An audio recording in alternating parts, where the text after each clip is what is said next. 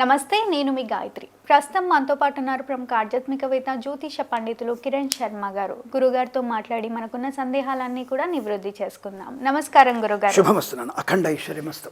గురుగారు, ఇప్పుడు సింహరాశి వారి గురించి మాట్లాడుకుందాం. సింహరాశి వారికి శత్రు రాశులు, మిత్ర రాశులు ఏవి అంటారు? అంటే వీరు ఏ రాశిని వివాహం చేసుకుంటే వీరికి అన్ని రకాలుగా బాగుంటుంది, అలానే దాంపత్య జీవితం అన్యోన్యతగా ఉంటుంది అని అంటారు. పొంతన లేకుండా వివాహం జరిగి ఉంటే పరిహారం ఏంటి? ముందుగా పరిహారం, సింహరాశి వారికి అంటే వివాహ పొంతన కలవలేదు. కొంతమంది చెప్పారండి లేడీ అయింది, ముసలైంది అని చెప్తుంటారు. మొసలి లేడీ అయింది, లేదా పిల్లి ఎలుక అయింది, పాము ముంగిస్ అయింది, సంథింగ్ ఇలా చెప్తుంటారు కదా. అంటే ఇది చెప్పడం అనేది నమ్మకండి, ఇది కరెక్ట్ కాదు. అది కూడా ఒక భాగం మాత్రమే. అది యోని కూటమి. అష్టకూటం అనేది ఉంటుంది. అంటే అష్టకూటమిలో చూసుకోవాలి. అంటే వశ్యము, అలాగే మనకి తారాబలము, గ్రహమైత్రి, భకూటము, ఇలా మనకి 8 రకాలైనటువంటి యోగాలు ఉంటాయి. అన్నిటిలో మోర్ దెన్ 6 కరెక్ట్గా ఉండాలి. దాంట్లో నాడి దోషం అసలు ఉండకూడదు. ఏకనాడి దోషం పనికిరాదు, ఉండొద్దు. ఈ పొంతనది అష్టగుణ మేళ చక్రం అంటారు దీన్ని. అష్టగుణ మేళన చక్రం. ఇందులో మోర్ దెన్ 8 బలంగా ఉండాలి. అందులో నాడి దోషం అసలు ఉండకూడదు. దాన్ని ఫస్ట్ గుర్తు చూసుకోవాలి మనం. నాడి దోషం ఉంటే దాన్ని చేసుకోకూడదు. ఒక్కొక్కసారి ఏకనాడి దోష పరిహారం అవుతుంది. ఇప్పుడు సపోజ్ కృత్తికా నక్షత్రానికి ఏకనాడి దోషం ఉండదు, అనురాధ నక్షత్రానికి ఏకనాడి దోషం ఉండదు, అలాగే స్వాతి నక్షత్రానికి ఏకనాడి దోషం ఉండదు. అంటే కొన్ని నాడి దోషం నక్షత్రాలు ఉంటాయి. అవి దాదాపుగా మనకి 13 నక్షత్రాలు ఉన్నాయి. అవి చూసుకొని మనం తప్పకుండా ఏకనాడి దోషం లేనటువంటి, అంటే ఏకనాడి ఉన్న దోషం లేని నక్షత్రాలు ఉంటాయి కాబట్టి అవి చేసుకోవచ్చు. అలాగే జాతకాన్ని పరిశీలన చేసుకోకుండా వివాహం చేసుకోవద్దు. ఏదో ఆ కిరణ్ శర్మ చెప్పాడు ఆ రాశి ఈ రాశి అని మొన్న కిరణ్ టీవీలో చూసాం, టగడ చెప్పేశాడు ఆయన అని చెప్పంగానే చేసుకోవడం కాదు. నేను చెప్పేది రాశి మైత్రే. మరి మిగిలిన 7 రాశి మైత్రితో పాటుగా మిగిలినవి కూడా చూసుకోవాలంటే జన్మలగ్నం కావాలి. జన్మలగ్నాధిపతులు ఎలా ఉన్నారు, జన్మరాశులు ఎలా ఉన్నారు, ఇవన్నీ చూసుకోవాలి. పంచమ స్థానం ఏమిటి, సంతాన స్థానం ఏమిటి, అష్టక వర్గం ఏమిటి, ఇవన్నీ చూసుకోకుండా మనం వివాహం చేసుకోకూడదు. అది మనకి ఇబ్బందులు కలిగే అవకాశం ఉంటుంది. సరే, ప్రస్తుతానికి మనం ఉత్సుకత కోసం, మన ప్రేక్షకుల కోసం అంటే ఒక సూచన ప్రాయంగా చెప్పేటువంటి ఏ రాశి వారితో వివాహం చేసుకుంటే మంచిది అన్న విషయం చెప్తున్నాం. సింహరాశి వారికి కర్కాటక రాశి వారితో వివాహం మంచిది. అటు మిథున రాశి, కన్యా రాశి వారితో వివాహం అనుకూలంగానే ఉంటుంది తప్పకుండా. ఎందుకంటే బుధుడు ఆదిత్యుడు ఇద్దరు కూడా అత్యంత మిత్ర కలిగిన వారు కాబట్టి 2వ స్థానం ఉన్నటువంటి ఏకాదశ స్థానం, ద్వితీయ స్థానం రెండు ఉన్నటువంటి సింహము, మిథునము, కన్యా రాశి వారితో వివాహం మంచిది.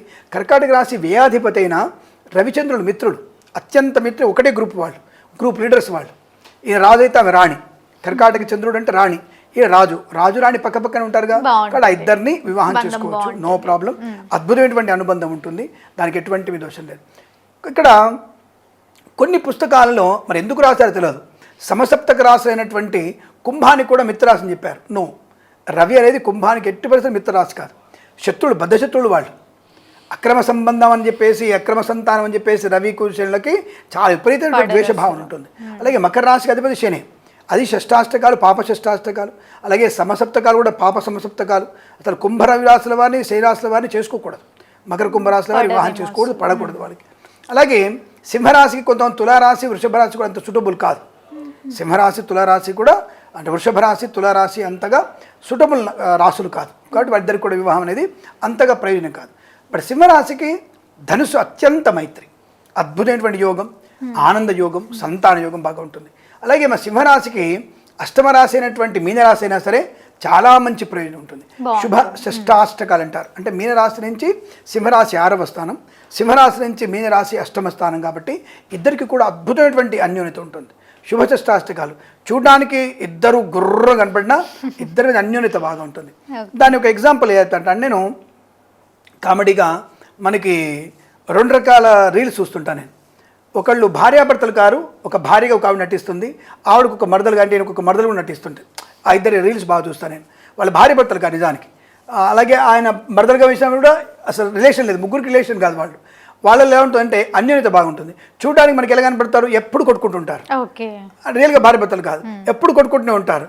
కానీ వాళ్ళందరూ కూడా ఒక డీప్ ఫ్రెండ్షిప్లో ఉంటారు. అంటే ఒకరికొకరు అనుబంధం. ఇలా బయటికి మాత్రమే గురువుగా కనబడే వాళ్ళు, లోపల మాత్రం అత్యంత మైత్రి ఉంటుంది మీనమేషాలకి.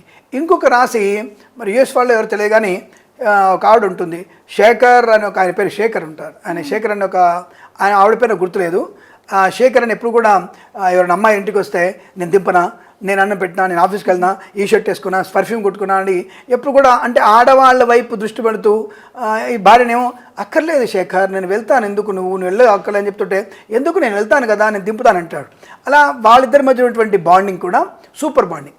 బయటికి కనబడడానికి అలా కనబడిన నెగిటివ్గా అంతర్గతంగా వాళ్ళు అన్యోన్యత బాగా ఉంటుంది. కాబట్టి పైన జరిగేటువంటి అనవసరపు దృష్టి దోషంలో పడి బయటి వాళ్ళకి అపోహలు కలుగుతాయి తప్ప, అంటే ఎప్పుడన్నా పొరపాటు వాళ్ళని కూడా మాటలేస్తారు బయటికి ఇద్దరు, సింహరాశి మీన ఇద్దరు కూడా. ఈయన వచ్చేసి ఏంటి అలా కట్టుకుని చీర అంటే, ఏ చీర బాగాలేదా, నీ డ్రెస్ కూడా నాదే బాగుందిలే అని ఫంక్షన్లో అంటారు వీళ్ళు. అంటే బయట వాళ్ళు చూసే వాళ్ళకి ఏంటి వీళ్ళిద్దరు సఖ్యత ఉండదేమో అనుకుంటారు, కానీ వాళ్ళంత ఆప్యాయత అన్యోన్యత ఇంకోళ్ళకు ఉండడం కష్టం. కాబట్టి అటువంటి అన్యోన్య దాంపత్యం ఉంటుంది కనుక ఈ సింహరాశికి మీనరాశి వారికి కూడా చాలా అద్భుతంగా ఉంటుంది. అలాగే సింహరాశికి వృశ్చిక రాశికి, సింహరాశికి మేషరాశి కూడా అద్భుతమైనటువంటి ఆనంద యుగాలు ఉంటాయి. ఈక్వాలిటీ ఇద్దరు, ఈ 3 రాశులు ట్రయాంగిల్లో సూపర్ ట్రయాంగిల్ షేప్ అంటారు వీళ్ళని. అసలు ఎటువంటి బంధం బలంగా ఉంటుంది వీళ్ళకి. మేషం నుంచి సింహరాశికి సూపర్, ఇద్దరి మధ్యలో అన్యోన్యత బాగా ఉంటుంది. సింహం టు వృశ్చికంలో అద్భుతమైన అనుబంధం ఉంటుంది. ఇద్దరు రాజులు, ఇద్దరు సైనికులు, ఇద్దరు మంత్రులు, ఇద్దరు ఈక్వాలిటీ, అన్ని ప్రతి విషయంలో ఇద్దరు బలంగా ఉంటారు. ఇద్దరు అబద్ధాలు ఆడతారు, ఇద్దరు కోపంగా ఉంటారు, ఇద్దరు నిదానంగా ఉంటారు, ఇద్దరు దానంగా ఉంటారు. కాబట్టి అటువంటి, అంటే మనకు ఒక రాశి చెప్పారు కదండి, ఒకే వరలో 2 కత్తులు అని చెప్పారు. మరి వీళ్ళు ఒకే 2 కత్తులు అంటే కాదు, వీళ్ళు ఒకటిగా మారిపోతారు, ఒకటిగా ఇమిడిపోతారు. బయట కనబడేటువంటి పౌరుషము తత్వం కన్నా ఇద్దరిలో అడ్జస్ట్మెంటు, ఇద్దరిలో అన్యోన్యత లేదు. మనం సరే తప్పకుండా తప్పు జరిగింది కదా, సరే చూద్దాం, జాగ్రత్తగా ఉండాలి అనేటువంటి భావన కూడా వీరికి ఎక్కువగా ఉంటుంది. కాబట్టి సింహరాశి వారితో కూడా మీకు అత్యంతమైన అనుబంధాన్ని, ఒక మంచి ప్రేమతత్వాన్ని పొందుకునే అవకాశం ఈ రాశి వారికి ఉంటుంది.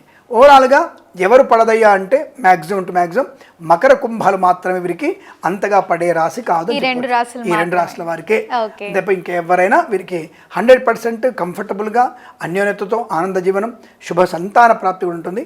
వ్యాపారాల్లో కూడా వీరికి మంచి వ్యాపారాత్మకమైనటువంటి ధోరణులు కూడా, ఇద్దరికి మంచి వ్యాపార తత్వం, అద్భుతమైనటువంటి అన్యోన్యత, డెవలప్మెంట్. అంటే ఇద్దరి మధ్యలో కూడా ఒక దాని ఏమంటారంటే స్పాటివ్నెస్ బాగా ఉంటుంది. దానివల్ల ఏ వ్యాపారమైనా ఇద్దరు ఒకళ్ళు కూడా అనుకొని చేస్తారు.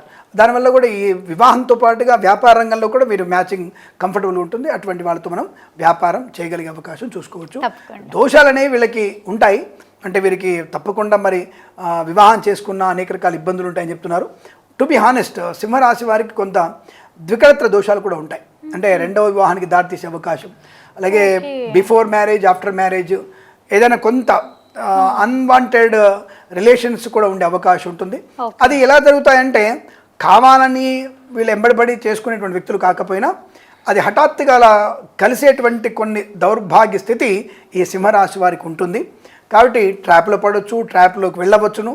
కాబట్టి అటువంటిది అయితే వీళ్ళకు ఉంటుంది. దానివల్ల కొంత ఇద్దరి మధ్యలో అనవసరంగా ఉక్రోషాలు, డిస్టర్బెన్స్ వచ్చే అవకాశం ఉంది. కనుక అటువంటివి రాకుండా ఉండటానికి మనసుని జాగ్రత్తగా చూసుకోవాలి. నేను అన్నటువంటి భావన, నాకు అన్న భావనని తగ్గించుకుంటూ ఎక్కువగా మౌనము, ప్రాణాయామం చేస్తే అనుకూలవంతమైన దాంపత్య జీవనం. ముఖ్యంగా ఈ రాశివారు ఖచ్చితంగా ప్రతి అమావాస్య రోజున అన్న సంతర్పణ చేసుకోవాలి. అంటే భార్యాభర్తల మధ్య అయిన సమస్యలు వచ్చినప్పుడు ప్రతి అమావాస్య రోజున అన్న సంతర్పణ చేసే ప్రయత్నం చేస్తూ తప్పనిసరిగా ఈ రాశుల వారు ఈ జ్యోతిర్లింగాల దర్శనం, అన్ని రకాల జ్యోతిర్లింగాల దర్శనం చేసుకుంటే మంచిది. లేదా కనీసం అటు శ్రీశైలం కానీ, లేదా ఇట మనకి దగ్గర ఉన్నటువంటి ఏదైనా జ్యోతిర్లింగ దర్శనం చేసుకుంటే చాలా మంచిదనే విషయం చెప్పబడుతుంది. అలా చేయడం వల్ల వీరికి బాగుంటుంది. సంవత్సరంలో ఒక్కసారైనా సరే పాశుపత అభిషేకం, అంటే శివుడికి పాశుపత అభిషేకం చేసుకుంటే ఏదైనా భార్యాభర్తల మధ్య పొరపచ్చాలు వచ్చుంటే అవి తొలగిపోయి ఆనందమయ జీవనాన్ని పొందుకునే అవకాశాలు ఖచ్చితంగా ఉంటాయని చెప్పవచ్చు. తప్పకుండా గురుగారు, ధన్యవాదాలు. నమస్కారం.